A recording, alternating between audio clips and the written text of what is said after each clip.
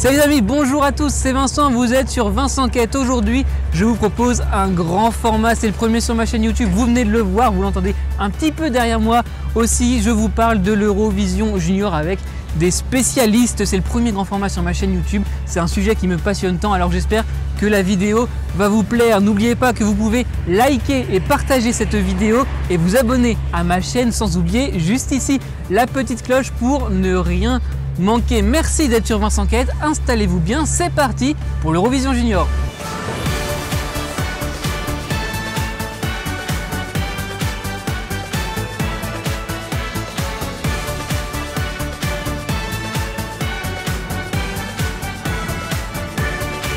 Vive l'Eurovision Junior. Sur Vincent Quête, je vous ai déjà parlé à 3 reprises du monde de l'Eurovision, une vidéo sur un peu toutes les règles, une vidéo sur Rotterdam 2021 au printemps dernier sur le concours des adultes et un question de culture spéciale. En tout cas, toutes les vidéos sont dans la description, n'hésitez pas surtout à aller les voir. Aujourd'hui, je vous retrouve ici à Boulogne-Billancourt devant la scène musicale. C'est ici qu'aura lieu l'Eurovision Junior le 19 décembre prochain. Dans ce grand format que je vous propose aujourd'hui, je vous fais découvrir l'Eurovision. Enfin, pas moi d'ailleurs, mes invités, ce sont tous des grands spécialistes de l'Eurovision. Pour beaucoup, des Eurofans, comprendre des fans de l'Eurovision. Ils sont journalistes, étudiants, animateurs de podcasts ou d'émissions de radio et ils ont accepté de répondre à mes questions pour vous faire découvrir ce que représente l'Eurovision Junior. L'an dernier, en Pologne, c'est Valentina qui avait remporté le concours avec sa chanson « J'imagine, la tradition le veut ». Le pays gagnant organise l'édition suivante. France Télévisions ne s'est pas dérobé et organise donc l'Eurovision Junior Paris 2021 depuis donc ici la scène musicale. Ce sera le dimanche 19 décembre prochain à 16 h. Ce sera en direct sur France 2. Alors, c'est quoi l'Eurovision Junior? Quelle particularité par rapport au concours adulte? Quelle évolution depuis 2003, sa première édition? Quelle place pour la France? Quelle image pour la France dans ce concours? Qu'attendre du premier show Eurovision en France depuis bien longtemps? Sébastien, Fabien, Thomas, Quentin, Julien, Marc-Antoine, Alexandre et Marco vous livrent leurs secrets de l'Eurovision Junior. C'est un grand format Vincent Quête.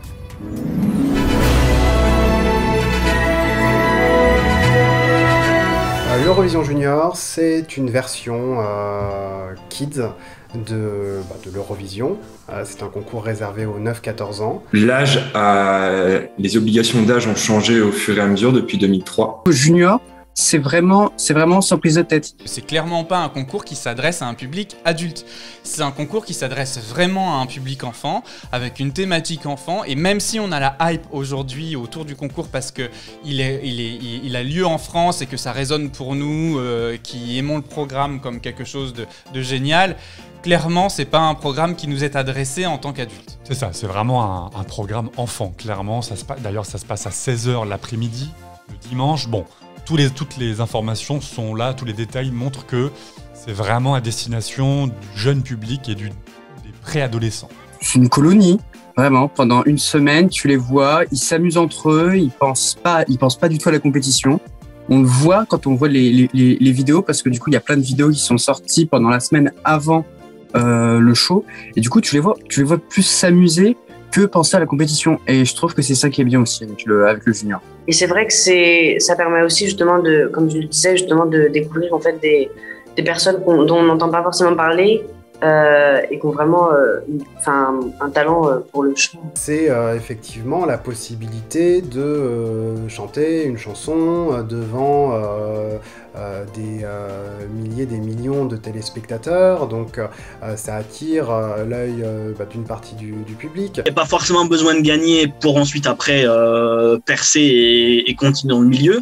On l'a vu notamment avec Carla, ça permet vraiment de faire connaître en fait sa musique et justement son talent et je pense que c'est vraiment une opportunité justement pour ceux qui aiment chanter d'y participer. On voit plus la personne que le pays.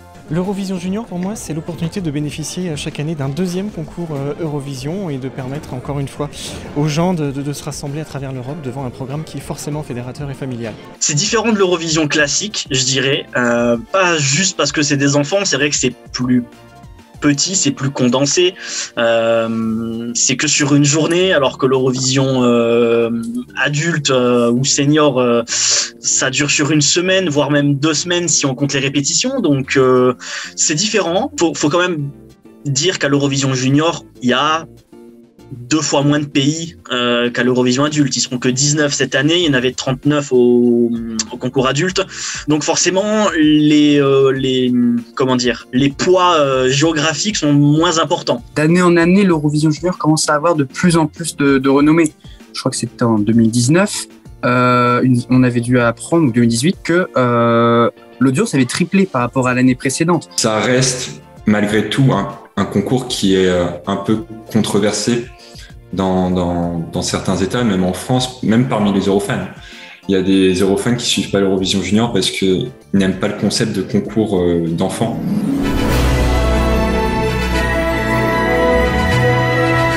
Le système de vote a peut-être des désavantages aujourd'hui, effectivement. Peut-être que les pays qui votent n'ont pas la même représentation, mais en tout cas, il a l'opportunité de proposer un vote qui est gratuit, surtout puisque ce sont des enfants, un jeune public qui vote.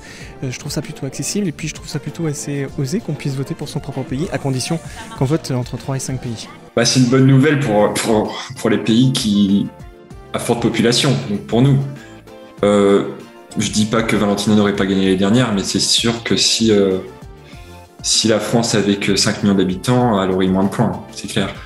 En tout cas, on peut voter plus d'une fois, et on peut voter même si on ne réside pas dans un des pays qui participent. Donc déjà, ça peut créer un engouement et tout, mais ça peut aussi, en fonction de l'intérêt que va avoir la population d'un pays pour le concours, peut-être biaiser un petit peu les choses. Et je crois que le règlement, dans les prochaines années, va évoluer pour peut-être éviter ce risque-là.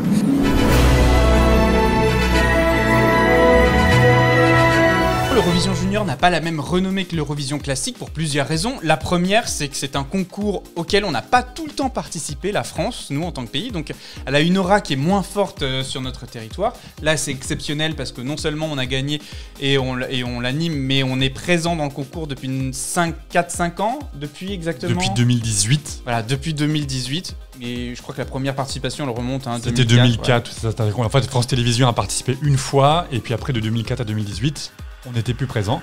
Je pense qu'il y a un désir depuis justement Amir à l'Eurovision classique et son bon résultat, sa 6e place, de commencer à prendre au sérieux l'Eurovision, à reprendre au sérieux l'Eurovision. Si la France est revenue à l'Eurovision Junior, après 13 ans, je crois, sans participation, c'est, je pense, parce qu'il y avait une volonté de montrer que la France est impliquée et a envie de s'impliquer dans l'univers Eurovision. Je trouve que France Télévisions, pour le coup, a eu une bonne idée de revenir, puisque on a eu des excellents résultats. On n'est même pas passé loin de gagner dès notre tour. Ça s'est joué à pas grand-chose, à 12 points. Même notre pire place est 6e en 2004. Toutes les chansons pour l'instant qui ont fait l'Eurovision junior en France ont atteint au moins 10 millions de vues. 10 millions de vues pour un concours pas si connu que ça, c'est déjà énorme. Depuis que la France participe à l'Eurovision junior, effectivement, on a fait des bons résultats. Pour une simple et bonne raison, on se permet peut-être d'oser plus de choses, et on voit pour moi que ce sont des tubes qui ont été envoyés lors de ces différentes éditions. Je n'étais pas du tout surpris par les résultats. Peut-être un peu déçu pour Carla, je pensais qu'elle ferait un meilleur résultat que 5e, je la voyais même gagner. Mais on tente peut-être plus de choses. Il y a peut-être moins d'enjeux aussi au niveau du public, ce qui nous permet de mieux nous démarquer. Ce que la délégation française a très bien su faire depuis le retour de la France à l'Eurovision Junior, c'est de comprendre l'ADN du concours. C'est-à-dire de proposer des chansons qui soit accessible aux enfants, qui est un univers enfantin, sans forcément être des chansons niaises, c'est pas du tout le cas.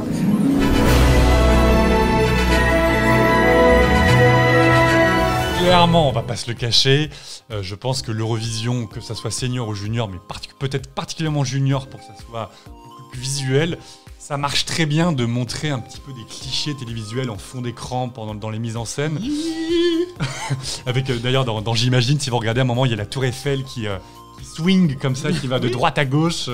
Voilà, donc je pense que même un gamin de 12 ans, la Tour Eiffel, voilà, il l'identifie tout de suite à la France. Donc c'est clair, c'est la France qui propose cette chanson. Déjà, on chante en français en plus. Et donc, voilà, c'est vraiment jouer sur les clichés. Beaucoup de gens sur Twitter sont là. Oh, encore une Tour Eiffel. Oh mon Dieu, la France avec la Tour Eiffel. Je pense qu'à un moment, les gens vont peut-être se lasser, en avoir marre de voir qu'on joue toujours la même carte, Tour Eiffel, Tour Eiffel, Tour Eiffel chaque année. J'entends effectivement quand on la voit un peu partout et c'est un reproche qui est souvent fait par les fans. Je suis pas sûr que le public, lui, se plaigne de voir la Tour Eiffel après. La Tour Eiffel et la France font rêver, donc c'est normal qu'on utilise aussi cette image. C'est vrai qu'elle fait rêver cette Tour Eiffel, et regardez juste à côté de moi, juste ici, vous la voyez derrière Valentina pour sa scénographie l'an dernier sur J'imagine. Allez, transition magique, regardez maintenant le logo de Paris 2021. Oui, on peut y voir une Tour Eiffel, mais aussi un sapin de Noël, car oui, France Télévisions et Alexandra Redamiel, la chef de la délégation française, l'ont voulu. L'Eurovision Junior Paris 2021, ce sera la magie de Noël.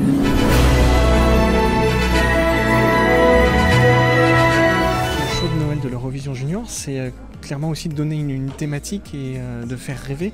Je pense qu'il n'y a pas mieux comme moment, en tout cas dans l'année, que les périodes de fêtes de fin d'année pour rassembler. Il y a un côté féerique. La plupart des Européens seront sans doute en vacances à ce moment-là. Donc ça permet d'apprécier le show. J'ai vraiment l'impression qu'ils veulent faire un grand show familial pour les fêtes. Je pense aussi qu'ils veulent peut-être se rattraper du concours junior 2020 qui était quand même dans des conditions très spéciales. Ils se sont peut-être dit, voilà, ce qu'on n'a pas pu mettre sur le concours 2020, on va mettre double dose sur 2021 pour vraiment offrir un gros show familial pour les fêtes, etc. Je trouve qu'ils essaient vraiment de faire un peu comme un petit Eurovision. C'est-à-dire quand on voit la scène qu'ils ont faite, quand on voit ce qui nous prépare, quand on voit le logo, l'identité graphique qu'ils ont faite, on voit qu'ils essaient vraiment de se donner à fond. Et c'est peut-être une sorte d'entraînement avant l'Eurovision Senior. C'est pour ça on l'organise là en 2021, on organise le Junior et on envoie un message, vous avez vu, on a bien organisé ça, peut-être qu'on aimerait quand même bien aussi organiser le Senior. Le superviseur exécutif l'a dit dans les pastilles qui sont diffusées sur France 2 chaque soir, ça serait un Eurovision à part cette année. Il y a des moyens et puis ça reste Paris, on ne va pas se mentir. Paris, c'est une ville qui fait rêver dans le monde entier, a fortiori en Europe. Faut pas oublier que je me rappelle d'une année où on se demandait si le concours allait avoir lieu tellement il y avait peu de participants. Ils ont fini à 11 ou 12 participants. Ça devait être au tout début des années 2010, si j'ai bonne mémoire. On se posait la question, mais est-ce que le concours va avoir lieu? Je pense que ça va être de plus en plus gros, de plus en plus... peut-être comme un Eurovision adulte, toujours avec cette partie junior, donc on n'aura jamais, je pense, 39 pays au concours junior. Je pense que ça n'arrivera pas, mais je pense que la trajectoire fait que ça va devenir de plus en plus un vrai show télévisuel. Souvent, on considère que 2018 pour l'Eurovision Junior, c'est déjà une petite bascule, mais là, je pense qu'à Paris, ça va vraiment être une grosse bascule. Et il y a effectivement de quoi faire de cette édition 2021 une édition assez marquante, peut-être qui sera un jalon, en tout cas, ça c'est la volonté de France Télévisions et d'Alexandra Redamiel, de faire un jalon dans l'histoire du concours et de montrer ce à quoi ce concours peut ressembler. France Télé met le paquet sur scénographie, l'Eurovision Junior. La scène est incroyable. La communication autour de l'événement, les présentateurs. Donc honnêtement, je pense qu'aujourd'hui, personne ne peut continuer à dire que la France n'est pas capable d'organiser l'Eurovision. Au contraire, ça va être de très bonne facture. Après le 19 décembre, on saura donc si Paris 2021 aura été une année clé dans l'univers de l'Eurovision Junior. Mais bien sûr, je ne pouvais pas faire de vidéo sans parler d'Enzo. Dès le départ, à la vitesse de la lumière, un éclair, un flash, et toute la vie s'accélère. Viens, on s'arrête un peu, je compte 5, 4, 3, 2, et on ralentit le temps. Plus vite, encore plus vite que la musique chez l'écran. Si tout est mécanique, on les dérobe au plus des gens. Dans ces moments, je m'envole, je vois rapetisser le sol. Mon horloge tourne tout doucement. Tic-tac, tic, dans mon cœur tout est magie. Ouais. Tic-tac, tic, tout le monde crie à son allo. Tic-tac, tic, moi mon tempo, ma musique, c'est comment partager du bonheur. Tic-tac, tic, nanana.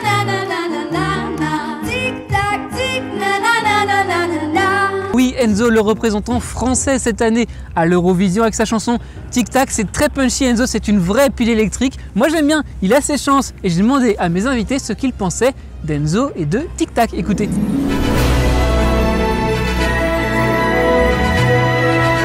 Moi j'ai bien aimé la chanson. Mais je sais pas, elle a un truc en plus. Et vraiment, l'écoutant, j'aime beaucoup finalement. Quand j'ai entendu pour la première fois Tic Tac, je me suis dit que la délégation française avait fait un très bon choix. Et c'est vrai que je m'attendais à ce qu'elle fasse un choix, on va dire, un peu safe, qui permette de bien figurer dans le classement final, mais sans forcément gagner ou se retrouver sur le podium.